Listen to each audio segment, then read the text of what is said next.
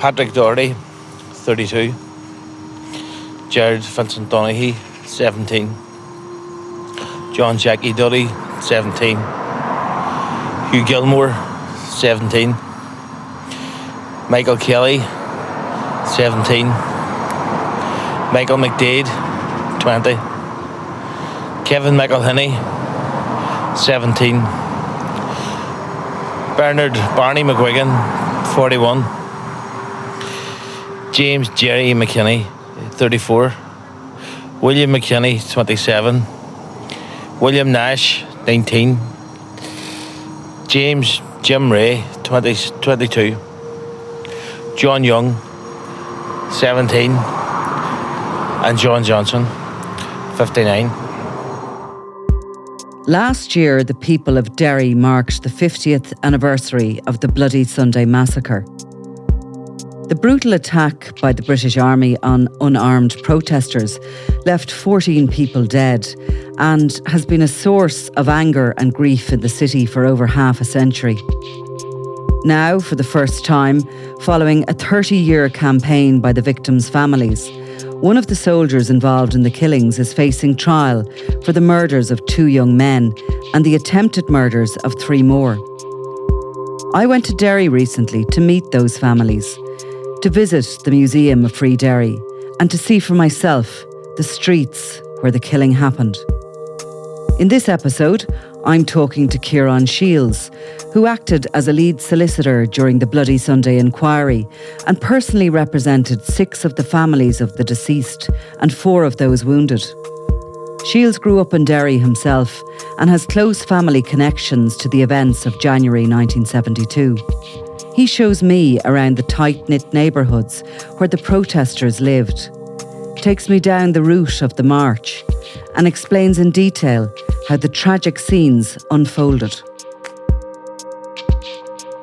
I'm Nicola Tallant, and you're listening to Crime World.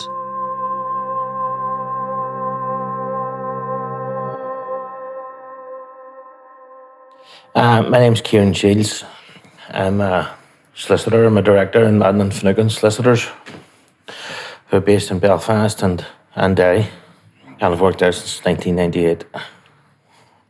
I initially became involved through a job that I applied for in the Bloody Sunday Trust. I had been working and living in America for a considerable period of time. Came back in 1997, all in 1997. I'd been doing different jobs, had a law degree.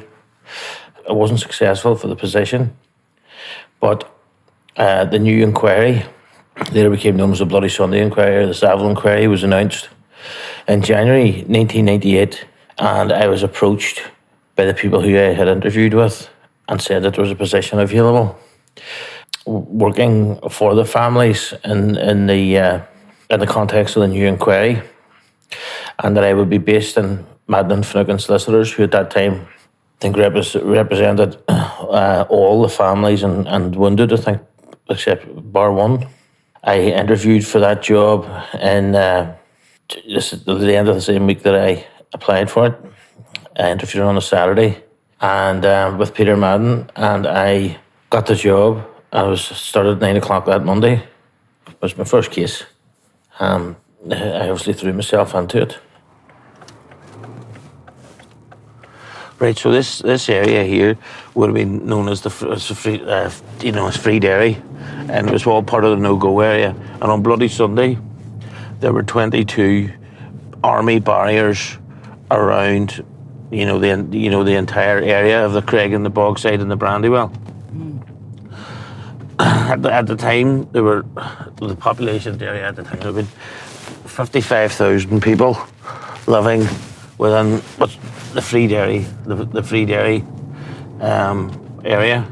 There was no law and order in the official sense, other than that, from the locals, who had their own vigilante police force. They had their own citizens. They had their own radio station. They had their own citizens defence committee.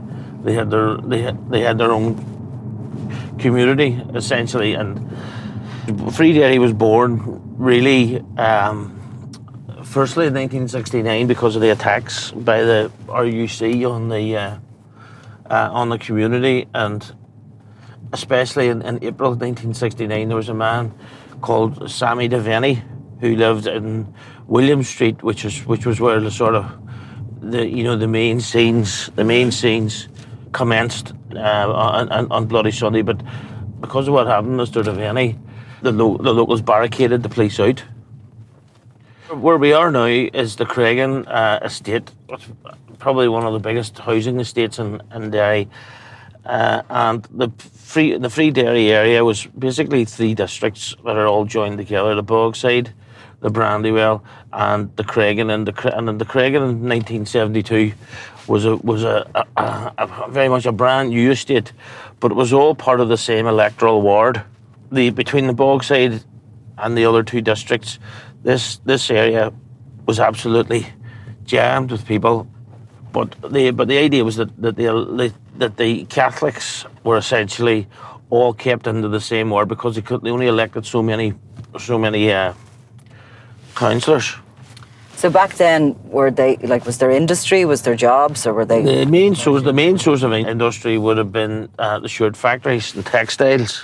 For men, there were very few job opportunities. For women, mainly working as factory girls. In the 60s, the early 70s, those industries were thriving then, but there was still widespread unemployment within the city as a whole. I'm from the Cregan estate in Derry City. The bulk of the victims are from the Cregan estate. There's a number from the Bogside, but by far the vast majority are from Cregan. Both sets of grandparents were on the march. Both parents were on the march, and all my extended family. My father, 2 of my uncles, and my grandfather would have been considered to be very significant witnesses, to the events. And they were significant witnesses. They were all called to give evidence, oral evidence, which was traumatic, nerve-wracking thing for your ordinary person in the street to have to come and do that. So it was good to be able to help them a bit and make sure that they were at least going to be treated right. The march started in that place where we doubled around Central Drive. It came down through this area here known as Rathlin Drive, and as it sort of wound its way gradually down towards the city centre, the stated end where they were marching to was the Guildhall in Derry. The city centre of the city was generally a place where local traders were members of the unionist community. They were concerned that there could be trouble after the march, and that premises which were becoming business premises which were becoming fewer and fewer, could be damaged. And the local traders had met the Commander of Land Forces, Major General Sir Robert Ford, on the 7th of January to voice their concerns about the amount of premises which were being burnt as a result of rioting, and how the city centre was gradually becoming smaller and smaller and smaller as the ghetto area of the Bogside, and the riots which would start there at the junction of William Street and Roswell Street typically. The stated objective of the march was to march to the Guildhall, and many people say if they had have just let them march to the Guildhall, the level of violence that really escalated exponentially after Bloody Sunday would never have hit the. Was there people kind of waiting to join the march that came down this hill? It's very hilly. Yeah, no, but you kind of sort of know that before you start. You get used to it. Yeah, you get used to it. Very hilly though. Yeah, but were people joining it all the way down? All the way down, and by the time it hit the Brandywell, which is where it was at least 20,000 strong. How many started? I think probably about 10. At the time, was it surprising? Was it a lot more than was expected? It was the biggest that there had been. It was the biggest that there had been. There had been huge rallies before. But I mean, there was a real feeling about this particular march, and Derry. I mean, it wasn't just Derry people either. I mean, there were buses from Belfast and Uri, and people, civil rights members would have travelled and travelled to attend this, this march. People would talk about Bloody Sunday as an event or a commemoration march or whatever, but they never ever really talked to anyone about what they themselves actually saw on the day and the things that things that they experienced on the day. In that sense, it was a subject that was never spoken about. So I mean, it assisted greatly that it was the witnesses were effectively talking to one of their own, who and they knew that that we would always try our best for them and wouldn't allow them to be abused or treated in the way that they had been treated. At least those who came forward and gave evidence and had dealings with the Widgery Tribunal in April '72, where so that helped. You trusted, and you knew the terrain. I mean, like the English lawyers, etc., who had to come into this area, knowing nothing about it, who wouldn't have been comfortable walking the streets that we were walking this morning. They had to do it all by photographs and try and learn the geography and the topography, themselves as they went along.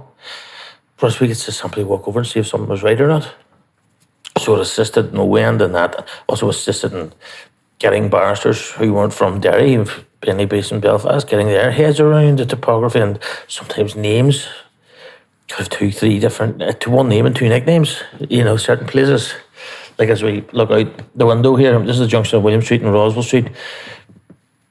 The venue for many of the thousands of riots in this city that have taken place, nicknamed Aggro Corner by the British Army.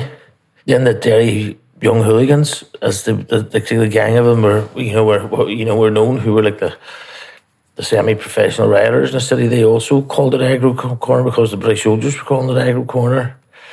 And other areas like that, it was maybe 2, 3, multiple actual names for it. And if you weren't from the city yourself, you'd be wondering where the hell they're even talking about.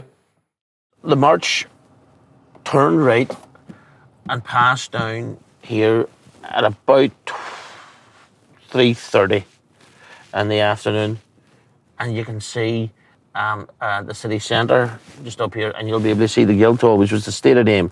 But there were stewards at the bottom of where William Street connects with another street called Roswell Street, and stewards there stood arm in arm, preventing the march from taking its stated route and redirecting it back up Roswell Street to Free Derry Corner. Now there was a group of approximately 300 broke their way through that barrier and proceeded on down to William Street and across to Little James Street to riot. Now, rioting in Derry was a day and daily ritual. Generally would start at 3 o'clock.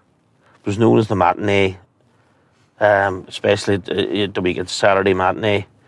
And that was a tradition that went right through the 70s. In this street here, in Great James Street, this is where the paras were stationed, and they had been driven down from Belfast, from Palace Barracks, from early in the morning, and they proceeded down in pigs. Those are like Humber pigs, but they're armoured British Army, armoured personnel carriers, Bedford softskin lorries, Ford armoured cars. It was essentially the A, B, C and D companies of the parachute, the 1st Battalion, the Parachute Regiment, and also support company. The support company, what does support company do? Well, it's the clues in the name, it supports. They're not just an infantry battalion, or they're not just an infantry company, rather. They're a part of the battalion that supports by the use of anti-tank, anti-expertise and anti-tank weaponry, the use of mortars, so an anti-tank platoon, you had a machine gun platoon, you had a mortar platoon, and yet you also had quite a large platoon of about 36 men, generally about 18 men to a platoon.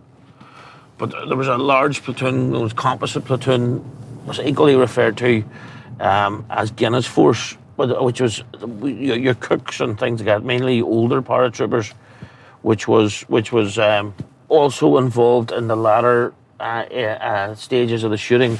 Now, this street that we had come across here, Little James Street, it had a barrier number called Barrier 12.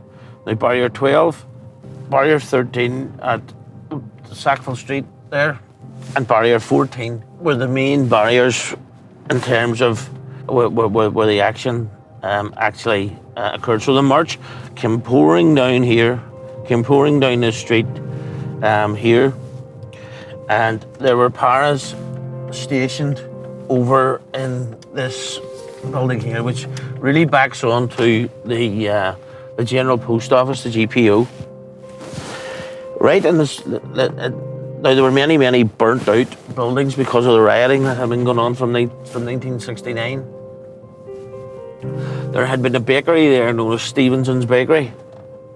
There were 8 members of a machine gun platoon that were stationed within that bakery, the burnt out bakery known as Stevenson's.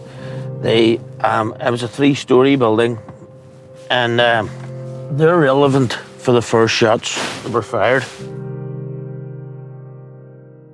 When the first shots rang out, the first person to be shot in Bloody Sunday was 16-year-old Damien Bubbles Donaghy. He had a contract signed, I think possibly it was Derby, but he was going to be he had got an apprenticeship as a professional football player in England. He was shot in the leg. That was the end of his professional career prospects, but he was shot in the leg. He had been throwing stones at the paras, and where did the first shots come from? Right here. Yeah. Fired diagonally. Bubbles, as I call him, Damien, she shot in that area there. So was he right at the beginning of the march then? He was right at the front? No, the march had already turned the corner here. To the right? To the right, and there were more responsible people. The older people were making their way up towards Free Derry Corner. They would have been setting up the lorry, with the speakers would have been on top of the flatbed, getting ready for, until they felt that they had as many people up there as they were going to have. So quite a lot of people were already around the corner, doing what the stewards had asked of them. And the younger people, and not so young, were here to get to the Guildhall. That's the way we were supposed to get to the Guildhall. Yeah. What you would expect. And stones then would have started to be thrown. Young people had made their way over here. They were throwing stones. They had a couple of big sheets of corrugated iron for protection from rubber bullets. And the British Army had started to fire CS gas, which was a normal thing for this area. It's why you see so many people with handkerchiefs. The handkerchiefs are dipped in water and vinegar. Okay. To protect people from the gas. Bubbles had been shot there. John, the older man, he's 59. He was the oldest victim on Bloody Sunday. He died in June. It's often said that, he's the 14th victim. He died of his injuries. He didn't actually die of his injuries. He died of cerebral hemorrhage. These 2 people were carried through the gaps in these houses and into a woman called Bridget Shiels' house. I think she's like an aunt or something. Yeah. They were both carried into her house at 8A Colmkill Court. And if we just move down here, the amount of confusion that would have been happening was just hard to take in. It's the days before, advanced communication, no mobile phones, talk, gossip, panic rumour. We on telephone in the street. Who's dead, who's not dead? Who says they saw your brother dead? Your brother walks under the house going, thank God, I'm home. Because you happened to be wearing the same clothes as somebody else. So the injured are taken in there. And they go to Colmkill Court. Yeah. Yep. The rioting continues down here. And it peters out after about 20 minutes. Right. There are no petrol bombs thrown. There's no nail bombs thrown. there are no shots fired. So that's what I'm saying. It's a minor riot by Derry standards. Yeah. They realise that they're not going to be able to drive the APCs through. Yes. So therefore, they have to come straight up the road and through barrier 12. Now there's a concern because the rioting is stopping, and even the rioters are getting fed up. It's freezing too. It's January. They want to go up and they want to see what's going on up at the marches. This is the thing that's going to hit you as you go up here. How short and small an area this is. And on the left-hand side of the street here, you had the Roswell Flats, which are the huge, 9-storey flats, like Divis Flats. Yeah. It's like a smaller version of Divis Flats in Belfast. Now, 4:09, the order, Colonel Wilford gives the order. Colonel Wilford is in contact with Brigade, and Brigade are across the water at Ebrington Barracks, which is the place that I showed you in the way in, where the British Army headquarters were at the time. What had happened was, such was the concern that the crowd were making their way down towards Free Derry Court, and riots are also in this city anyway. You've got 25 people rioting and 300 people watching them. Like I said, it's done as rubbernecking, you know what I mean? And so many of the rubberneckers, having seen 100 Derry riots, weren't too impressed by this one, and they were making their way on. But this is a concern for the soldiers because they were losing sight of the people they arrest. Colonel Wilford, he's been a former member of the SAS who had went back into a normal regiment. I think there was a certain arrogance towards 8th Brigade, the 8th Brigade commanders, because they were seeing in Belfast their soldiers standing with red shields and being absolutely pulverised day and daily by Derry teenagers throwing stones at them. And this was an absolute mortification and an insult to the parachute regiment soldiers who were saying, that would never happen to us.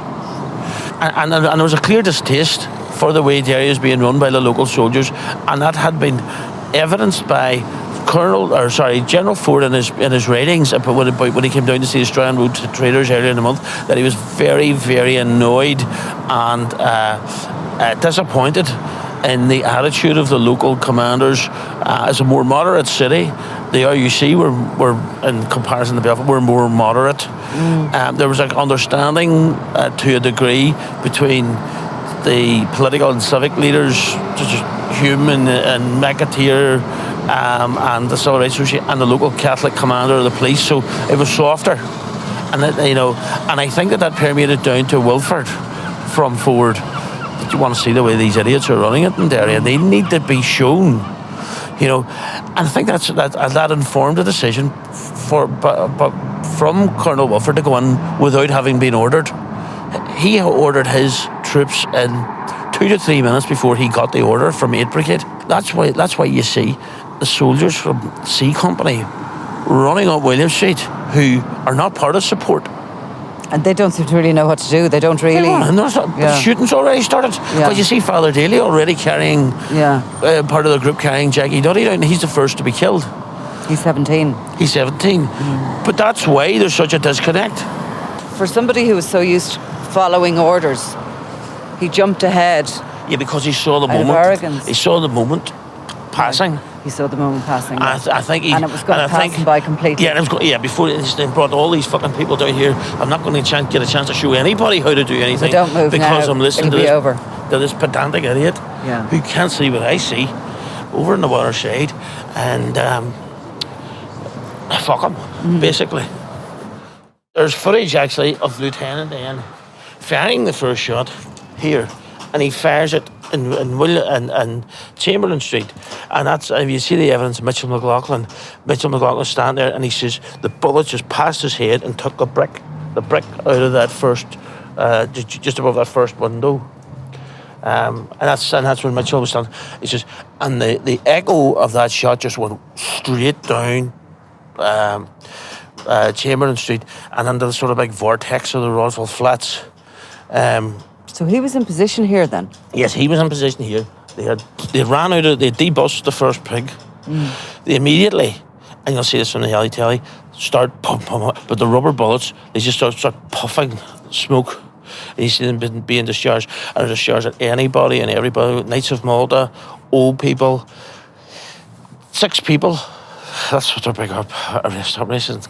Got 6 people in the open ground were arrested, battened, and brought towards the pigs. Well, the first person to be shot, people start running through. As the pirates start running through, Father Daly's running, Jackie Duddy's running, and Jackie Duddy's. I think Father Daly said, he could feel this kid laughing at him. Laughing at laughing at, how you doing? Laughing at the priest running. Because it's quite funny. And the next thing, this is the wee boy just skidded in front of him, and then he had been shot in the shoulder, and the bullet exited his chest. That was Jackie Duddy. He was shot from Sergeant O's pig. First shot had been down there. Mitchell McLaughlin and about 4 or 5 others gave evidence about this brick being taken out of the wall. Jackie Duddy, sorry, I just forgot one thing. Jackie Duddy's shot up here at the back end of this row of houses, and this is as it was. The only woman to be shot on Bloody Sunday, Peggy Deary, she was shot and very, very, very seriously wounded. She was shot through the leg and it had an artery. She'd just been widowed. She's 38. She's 14 children. Blew the whole back of her leg out. And her hamstrings and all. She was very severely wounded, and she was carried around that corner into number 36 Chamberlain Street, which is the house that we'll see at the end. And the thing about it was, so many of them were from Craigan. Craigan was just like an open air wake. The sight of all the coffins in Craigan Chapel, it's very, very dramatic, and it just hit you, the amount of loss that arose from it. The funerals and the pouring rain. The Derry Journal said even the skies wept or something was the headline, and all the while these people were getting labelled as gunmen and bombers by people who literally weren't fit to lace their boots. The British Information Service, which operated from New York, it already had released a report that 4 of the dead were on the wanted list. I never saw a wanted list before, but I mean that was one of the big headlines. But what made it different was they'd done this in front of the media. There were so many camera crews. There was at least 3 camera crews on the ground, ATN, 2 from BBC. There were amateur photographers. There were people from the print media. There were photojournalists like Gilles Perez from Magnum Photos, Fulvio Grimaldi, Bill Rukeyser, JP Morris, who were right in the thick of the action and who kept working under fire.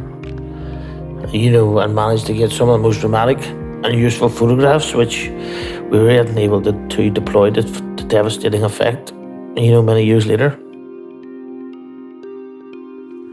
I mean, they were like, I suppose, caged animals that had been let out.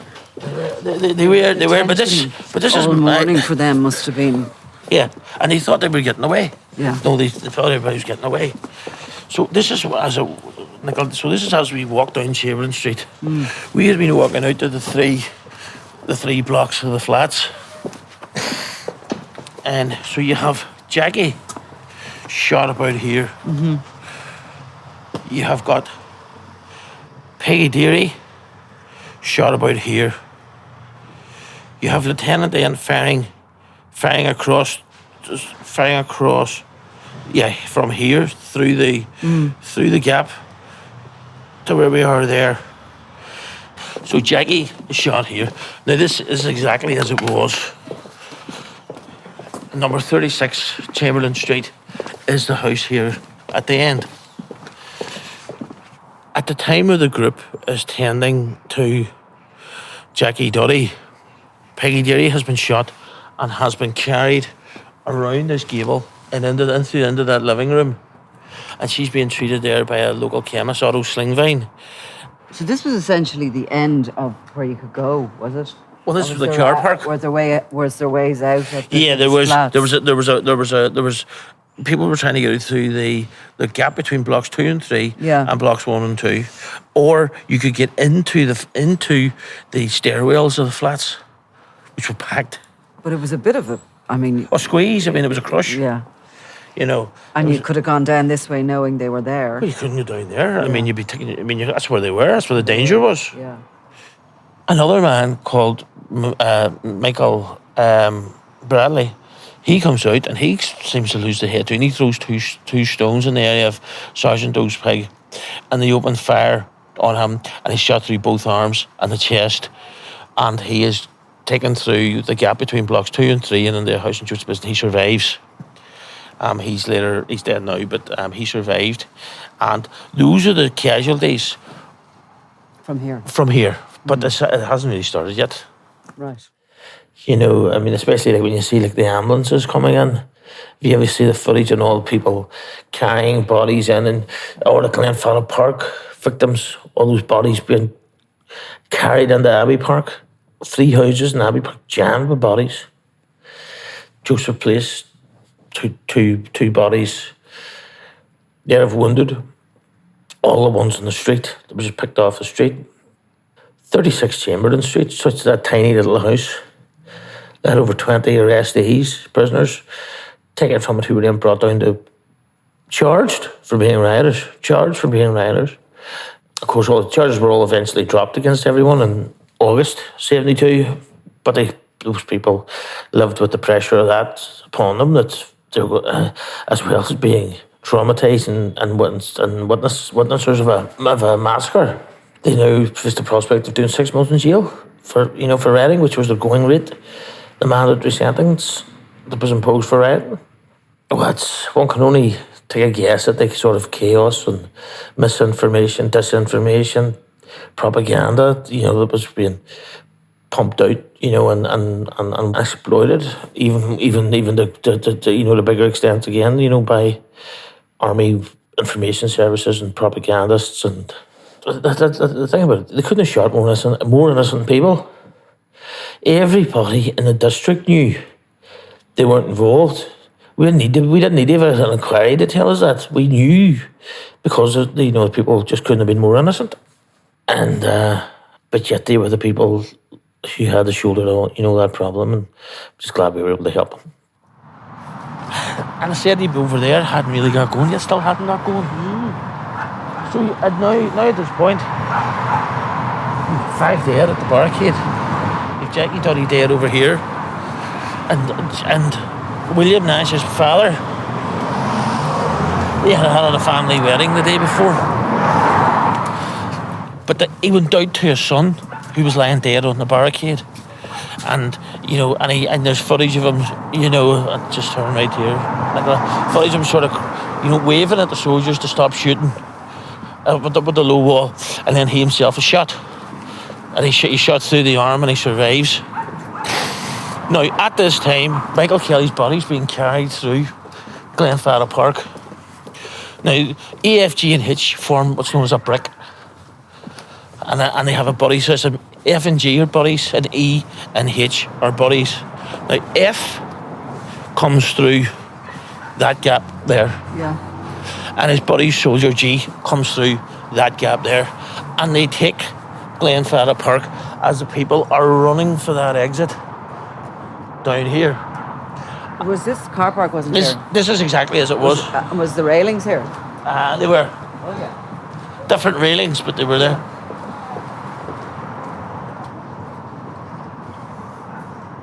So F is coming in like literally like a... Yeah. And Soldier H came in behind him, firing from the hip. Mm-hmm. Firing. A lot of soldiers talk about the soldier firing from the hip. And Soldier H fires 22 rounds in here. Right. He fired 19 shots at the same gunman. He's pretty fucking suicidal. Like, every time he's fired it, he goes back to the same. The story repeats itself until he gets him in the 19th round. But there's no windows broken. Right. In Glenfarrell Park. Not a single one. All of the victims in Glenfarrell Park are shot right to left. Mm. There's none of them face on. It's like throwing a bomb or anything. So they're running. As they say, they're running. They're running for there. Because that gap was at the time was a gap. How many people were running through here? I would say about 80. Right. And there's another 25 petrified, not moving at that gable, and they become the prisoners, the more rioters who've been arrested. So we've got 20 rioters hiding in 36 James Street, and you've got another 22 rioters, who are arrested, petrified, afraid to move, including 2 priests at that gable wall. I mean, the one priest has given the 5 bodies out there absolution from the big gable end. It's a pitiful thing. G opens fire from this end. F opens fire from this end. Joe Friel appears to be the first to be shot. He's shot through the chest, passes through his chest and out the other side of his chest, just beside his heart. And he manages to get through, running in the Abbey Park. Now, Lord Widgery concluded that's another thing. Concluded that all the people who were killed in Glenfadda Park. 2 people were actually killed through this gap in Abbey Park. That was Jared Donaghy and Jared McKinney by Soldier G. And again, we know that because, unfortunately for Soldier G's bullet was found in Jared Donaghy's spine. It never passed through. But Soldier G never admits shooting anybody in Abbey Park.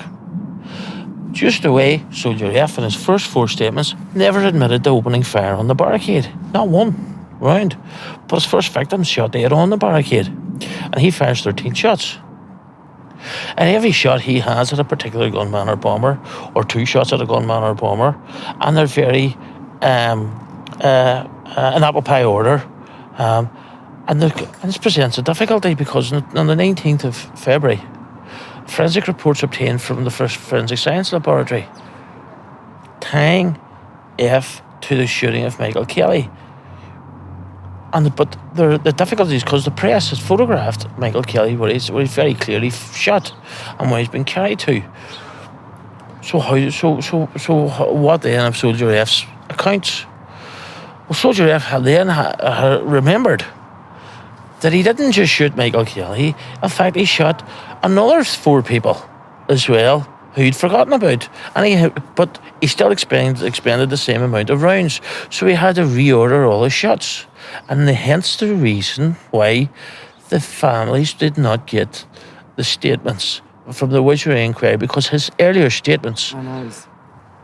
They're all lies. All of these statements are lies because, the person that he now remembers firing, the unarmed 17-year-old who shot at the rubble barricade, Michael Kelly, who clearly had nothing in his hands, is in the act of throwing a lit nail bomb. Now, if that happened, why didn't F say it happened? Because it would have been an entirely lawful act to shoot him dead. He was carrying it would have been within the yellow card. But it's probably because it didn't happen. It was all lies. But that's when it all really started to badly unravel. When the forensic science findings went out, tying such a small number of them to specific murders. Now, Soldier F shoots Joe Friel. Another soldier who we don't know, but it's one of the 4, shoots Michael Quinn in the face. He was a 17-year-old grammar school student, St Colm's College. Later became a very, very successful banker in Dublin. And he was shot through the face and the bullet went out his nose. And he managed to get through that gap. Also very, very badly wounded. Michael actually was up from Dublin at the Soldier F hearing there. He goes to them all now, like he's retired. And I have photographs of Michael in Glenfadda Park. In fact, I have one here. This is Michael Kelly's body being carried through Glenfadda Park. The soldiers are just about to come through. That's Michael Quinn standing quite inoffensively at where these slats are here on the side of the road. And this is Jim Ray. And what about this child here? His name's Gregory Wilde. I went to Germany and got a witness statement from him. He just died. And he was a very, very important witness. These people, this is for the gas. But this is Jim Ray, who's just about to be murdered by Soldier G. And he shot right at the corner of the 2 curbstones down at the bottom here. But again, you can see his hands. You know, He looks like he's trying to call the child to get the child, doesn't he? Yeah. Just come the other direction or something. But whatever he's doing, he's not armed. No. Now, there's only one person shot at this side of the car park, and that's a man called Patsy O'Donnell. He's shot through the shoulder. He's one of those arrested. But Joe Mahan is alive. Mm-hmm. And he pretends he could see the feet coming towards him, the soldier with the albino hair. Jesus. And the gas mask pulled up. Now, there was a witness, he became a teacher. He was hiding in a bin. He was a 15-year-old child at the time. He was hiding in a bin. And there was an old lady up there at that walkway. And she could see that Joe Mahan was alive. And she said, son, pretend you're dead, son. And your man was there. And he seen the feet. Who's the albino hair? Soldier G. Was he an albino? Very blonde hair. Jim Ray, unfortunately, after having been shot, raised himself up and he put another 2 rounds in his back at point blank range. You can see there's bullet holes here.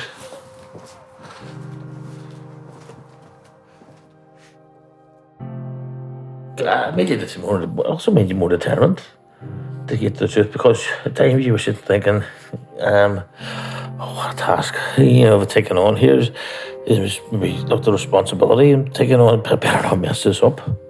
There were times I felt overwhelmed, but it was never something I was going to work through. One of the biggest tasks, and the most laborious tasks, were the closing submissions. That was just 8-10 weeks of hell.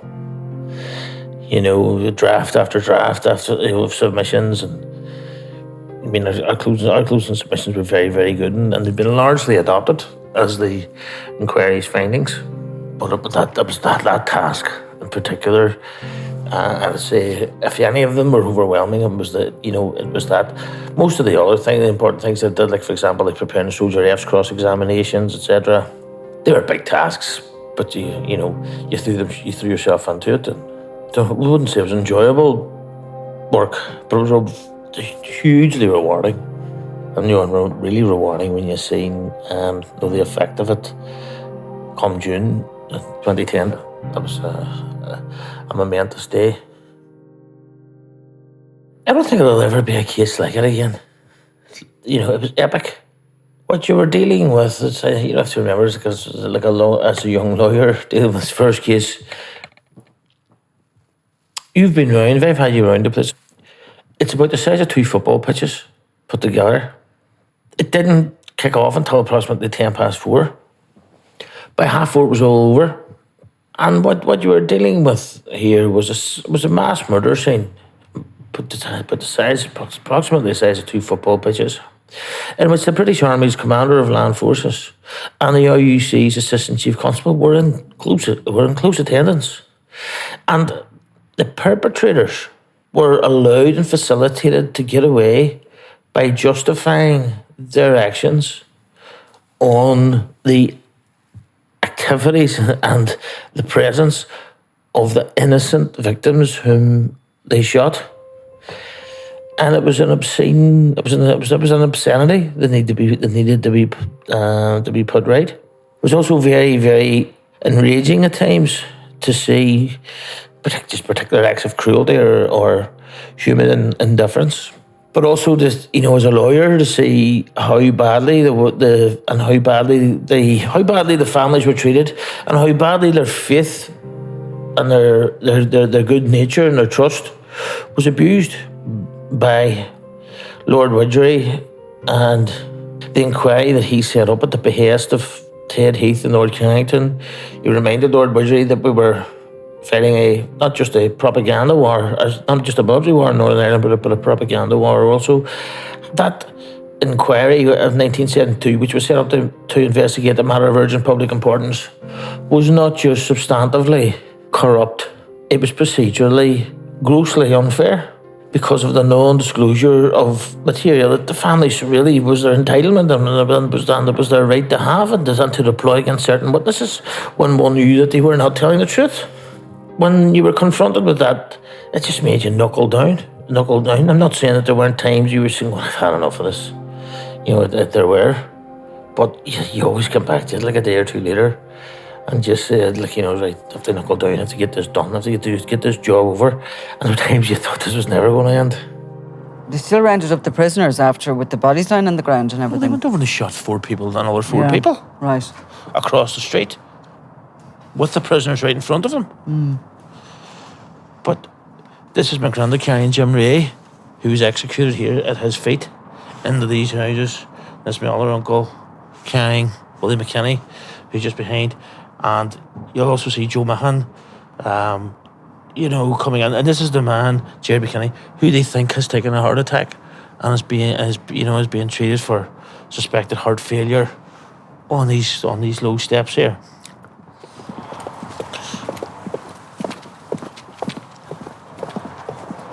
Now, F then murders these people from this lamppost across the street. But I'm going to take you into the museum here now. This is at the door of it. The day itself was, it'll stay with me for all of my days. We had to be inside the Guildhall chamber. I haven't been searched, haven't went through security, like airport type security, we went through all that.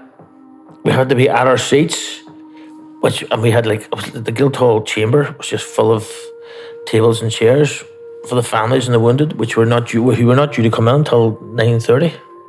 So we had a 2-hour private read of the content of the report, which itself ran thousands and thousands of pages. So we had 2 hours to assimilate that information and be able to advise families about it, and that was a hell of a task. But we got it done. We there was a lot of jumping to conclusions, and then if a particular conclusion seemed absolutely brilliant, you might go to where it was referred to then and within the main body of the report. And also, there were a few things on there which were bad results for us. But overall, the experience was hugely rewarding, hugely satisfying, huge responsibility. Our clients had no longer just been clients, and we had become friends, to this day. They were an honour to represent. Now, they were not a volunteer group of people. They were people who were thrown together by circumstance and